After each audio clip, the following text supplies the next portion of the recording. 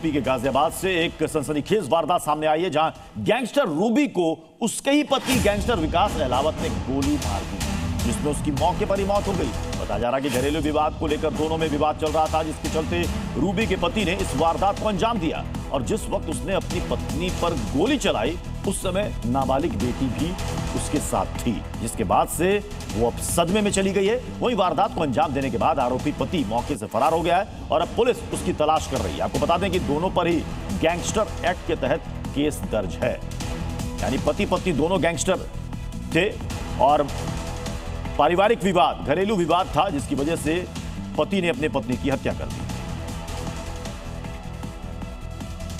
Rajnagar extension Ajnara integrity apartment में एक व्यक्ति विकास सहलावत पुत्र विजय सहलावत ने अपनी पत्नी रूबी को गोली मार दी है। मौके पर नंदग्राम पुलिस पहुंची तथा पत्नी को अस्पताल ले गए, जहां उसे मृत घोषित कर दिया है। पति पत्नी में पारिवारिक विवाद था, आज भी पासपोर्ट आदि मांगने पर लड़ाई झगड़ा हुआ था।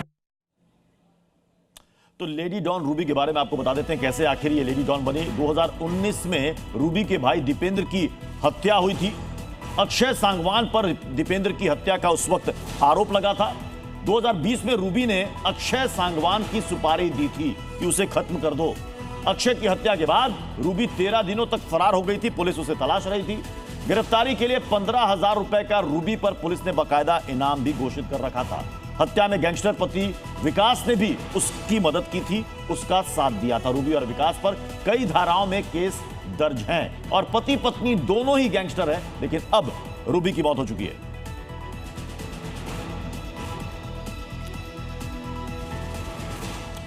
तो गैंगस्टर पत्नी की गोली मारकर हत्या कर दी गई है।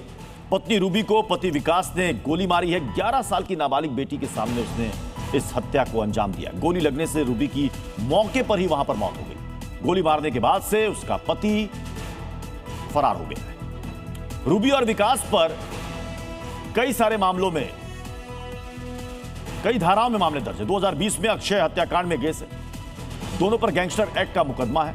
2023 में रूबी पर गवाह को धमकाने का केस भी है। विकास पर 2019 में जानलेवा हमले का भी मुकदमा है। तो पति और पत्नी दोनों पर कई सारे धाराओं में मामले दर्ज हैं।